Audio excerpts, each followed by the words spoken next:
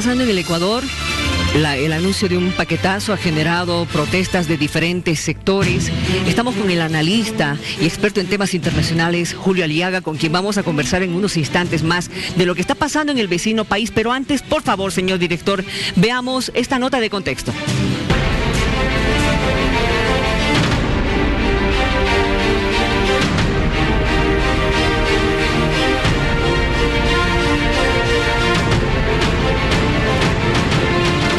La crisis en Ecuador se cobra su primera víctima. Según el Ministerio de Salud, un hombre de 35 años ha muerto atropellado en la provincia de Azuay, al sur del territorio. Fuentes oficiales han indicado que el vehículo huía al ser agredido por comuneros que mantienen bloqueadas las vías públicas. Está decidido la marcha para Quito. No vamos a decir a qué hora, no vamos a decir ni cuándo, pero luego solamente dirigentes de comunidades, solamente dirigentes de las organizaciones nos vamos a reunir para planificar. Si no hacemos algo por nuestras ciudadanías, por nuestros hijos a futuro, esto se nos va para peor. Somos conscientes que muchos iremos al hospital, iremos a la cárcel. Prácticamente Lenín Moreno nos está mandando a la miseria con esas medidas económicas, trabajando solo para los poderosos ricos de esta patria y nosotros quedándonos a la deriva. Es evidente que los más violentos, aquellos que actúan con la única intención de agredir, dañar, son individuos externos, pagados y organizados. ¿Acaso creen ustedes que es coincidencia que Correa, Virgilio Hernández, Patiño, Pavón hayan viajado al mismo tiempo hace pocas semanas a Venezuela? El sátrapa de Maduro ha activado junto con Correa su plan de desestabilización. Llevan 2 años y medio echándole la culpa a Correa de todo lo que ha pasado y del mal manejo económico, del crecimiento de la inseguridad, del fracaso de todas sus políticas. Ya nadie le puede creer esa tontería así. Con el fin de precautelar la seguridad ciudadana y evitar el caos, he dispuesto el estado de excepción a nivel nacional.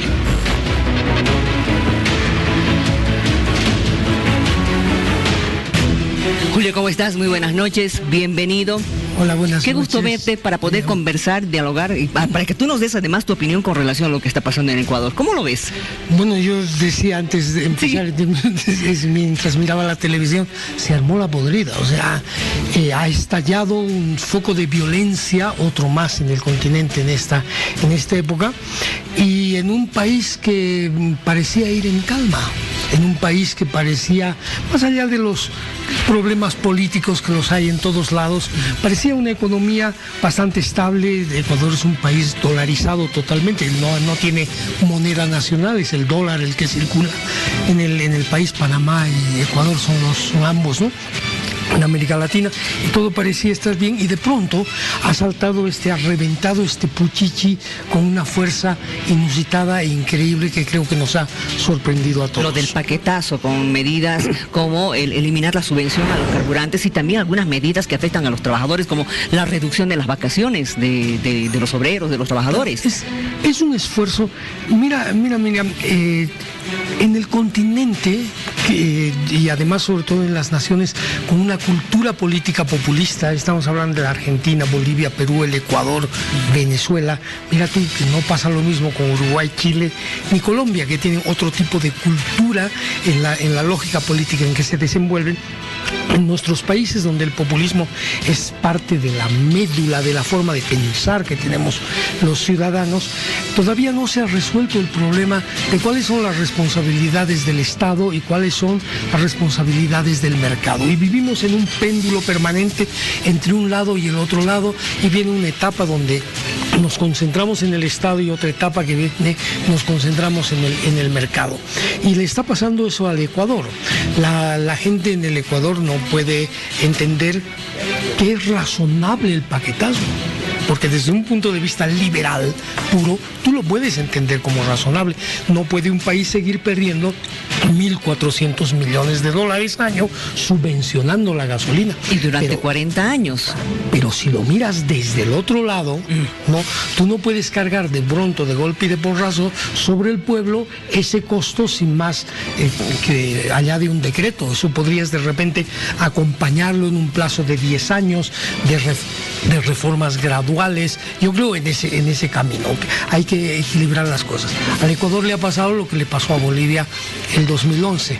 Todos nos acordamos lo que pasó aquí, que vino este mismo esfuerzo de tratar de cortar las subvenciones que tanto le cuestan al Estado boliviano, en este caso, por el precio del petróleo y del gas que tenemos que subvencionar y que se sigue subvencionando, y de pronto la gente no lo entiende y no lo aguanta y te sale a las calles, y en Bolivia duró 3 días. Y se solucionó rápidamente, porque si no hubiera sido el gobierno complicado. Atrás, ¿no? Pero acá el señor Moreno está decidido a seguir adelante con esto, y uno se pone a pensar por qué. ¿El Fondo Monetario Internacional está detrás de esto? Hombre, hay ciertas reglas en el mundo del mercado internacional, del mercado mundial capitalista, que es todo el mundo, porque hoy día nadie se salva de eso, ni China, ni Cuba, ni nadie, todos estamos metidos en ese embrollo. Hay ciertas reglas que le otorgan o no confianza a los países desde ese punto de vista, y claro, de gobiernos como Macri, el de la Argentina, o ahora el señor Lenín Moreno en el Ecuador, han intentado tomar ese camino y se encuentran con una enorme roca que es la protesta popular, el descontento de la gente y la costumbre. No estamos acostumbrados a esa forma de administrar. Seguramente si esto pasara en Inglaterra o en Estados Unidos, o en un país del tercer mundo, pero con una cultura anglosajona más liberal, más abierta, podría pasar. En nuestros países es muy difícil, y creo que los bolivianos y otros del entorno hemos aprendido de ello con este tipo de golpes tan duros que a veces suceden, ¿no? Yo no sé qué va a hacer con Lenín Moreno. Vamos a ver cómo se desarrolla esto los próximos días. Bueno, él ha hablado de un déficit fiscal muy severo en su país, que por eso ha tenido que pedir prestado al Fondo Monetario Internacional. Macri en su momento también ha hecho lo mismo, ha pedido dinero al Fondo Monetario Internacional. Pero bueno, todos estamos en la misma, todos estamos. Se ha terminado en la época de las vacas gordas, ¿no es cierto? El precio de los commodities y las materias primas han tirado para la baja desde el año 2014. A nosotros también nos pasa lo mismo.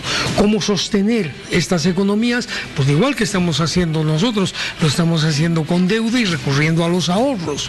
Y eso no aguanta, ni en el caso del Ecuador, ni en el caso de la Argentina, y seguro que tampoco en el caso de Bolivia. El problema es cómo le encontramos una solución sin llevar y enfrentarnos al descontento popular que genere violencia, como está pasando en el Ecuador. Exacto. Ahora, ¿qué puede pasar allá? Porque ya hay un estado de excepción durante 60 días. El señor Moreno ha trasladado a la sede de gobierno. ¿Qué significa? Ese mensaje me parece muy fuerte. No es una cosa que ocurra todos los días. Me hace recuerdo a las guerras de hace 200 años, claro, donde los gobiernos eran itinerantes, sí, y gobernaban desde donde podían. Esas cosas hoy no suceden, y sin embargo el Ecuador es una señal. Imaginémonos, bolivianos, los compatriotas que están mirando esto, que de pronto el gobierno en Bolivia, cualquiera que sea, tenga que trasladarse a otra ciudad porque ya no puede gobernar desde la sede de gobierno, que es La Paz. Eso es muy fuerte. Eso está diciendo que realmente no existen las condiciones de gobierno sólidas y claras como para solventar una crisis. El señor Moreno se está viendo amenazado su gobierno. Sí, se está refugiando por los militares, ¿no?, que lo están protegiendo frente a una marcha indígena de descomunal tamaño que creo que nadie se le imagina. Y un paro nacional que también lo está agobiando.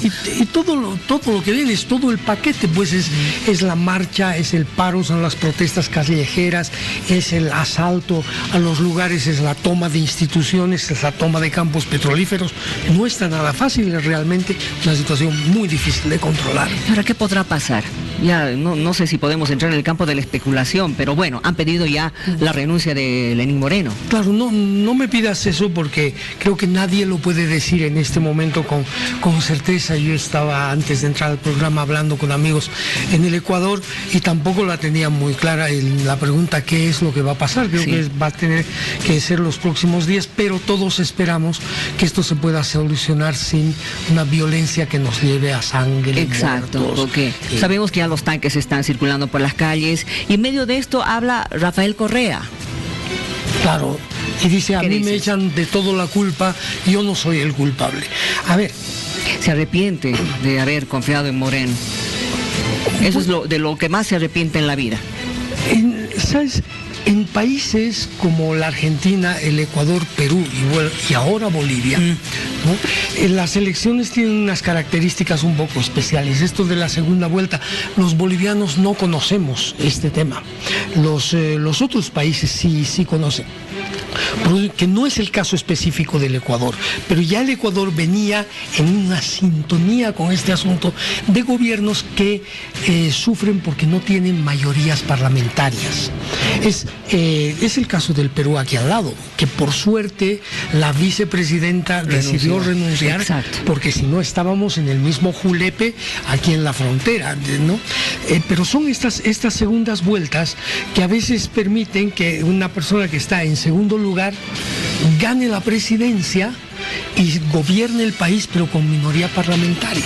Y entonces no tiene el apoyo institucional para poder gobernar.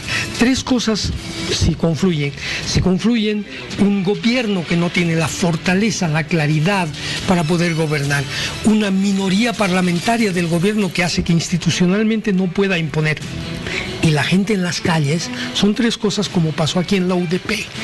Los que ya tenemos nuestros años nos podemos acordar. Me imagino que tú eras muy niña, yo no era tanto. Tenía ya mis años de la UDP, claro, que es este fenómeno que hace que las coyunturas se vuelvan incontrolables y que al final nadie gobierne y que todo sea, la palabra despelote no es la más técnica para la televisión, pero es la que todo el mundo entiende, claro. ¿No es cierto? En que se arme una maraña de cosas, y creo que el Ecuador está entrando en esa dirección, y en medio de la cosa, claro, deben estar las fuerzas contrarias a Lenín Moreno, entre ellas Correa, que debe estar satisfecho mirando desde Bélgica, creo que está en Bélgica, mirando desde su exilio en Bélgica y su situación, lo que está pasando con este sucesor que no tuvo la de seguir el camino que él había trazado, que también era un camino. Yo lo quisiera ver a Correa gobernando en este momento en Ecuador. No sería fácil para él. Con la situación económica que está atravesando su país. Ahora, el descontento que está mostrando, que están mostrando las comunidades indígenas, dice algo también. Les han tocado el bolsillo con el paquetazo. No, esta es una demostración que nos da la certeza a todos de que estas medidas no se pueden tomar a costa de que nos suceda una erupción de violencia donde participen los sectores mejor organizados. Y los últimos años las comunidades indígenas en nuestros países se han empoderado y son actores de primer orden a la hora de las decisiones, y lo está demostrando el Ecuador, ¿no? Ahora, el expresidente uruguayo, el señor Mujica, José María Mujica, ha señalado que le da toda su solidaridad al pueblo ecuatoriano y ha llamado a Lenín Moreno un traidor vendido, que ha vendido la patria. Mira, esta es una posición política. Sí, totalmente. Ubiquemos al expresidente uruguayo, a Pepe Mujica. Pepe Mujica es un socialista y democrático que ha nacido y ha ejercido la política y su propio gobierno en un país de tradición no populista. Esto es muy importante de entender. El Partido Socialista en el Uruguay, lo mismo que el Partido Socialista en Chile, son partidos que tienen más de 100 años. Que han gobernado en esos países con entornos e instituciones democráticas. A ninguno de estos gobiernos se le ha ocurrido hacer medidas fuera de lo que establece su doctrina y sus planes de gobierno. No están como otros en nuestros países esperando que salga la encuesta a ver qué dice, ¿no? Para acomodarnos a lo que demanda la gente y al final terminar en un rumbo caótico y sin destino. No, Mújica es otra cosa, Mújica es Uruguay. Uruguay es lo mismo que decir España, es lo mismo que decir Francia, es otra cultura política. Si tú miras, Miriam, y comparas el Ecuador con Chile, vas a ver que la forma de manifestarse la política es distinta. Y esto yo creo que todos tenemos que empezar a comprenderlo, sobre todo los bolivianos, que nos va a tocar dentro de muy poco estar tomando decisiones de tipo profundas, porque también estamos viviendo en un momento de crisis, de dificultades que se vienen hacia adelante. Vamos a mantener o cambiar gobierno, no sabemos, pero hay que resolver estas cosas. Esto me lleva a preguntarte, ¿qué lección tenemos que aprender de lo que está pasando en este momento en el Ecuador? Tenemos que aprender la lección de que vamos con calma, que shocks no se pueden hacer para cambiar las cosas, que hay que remediar los problemas que se tienen y que hemos diagnosticado y que todo el mundo sabe. En Bolivia, tanto la gente que dirige el MAS como la gente que dirige Comunidad Ciudadana saben perfectamente lo que se viene en los próximos años. Entonces yo creo que ambos, que son opciones posibles, no voy a decir yo en quién creo que va a ganar las elecciones, no viene al caso aquí, pero ambas que son opciones posibles tienen que saber que esto hay que manejarlo con muchísimo cuidado, que hay una cultura, que hay una organización, que hay una historia detrás de nuestros países y que no se trata de cambiar por cambiar, sino que hay que saber hacerlo.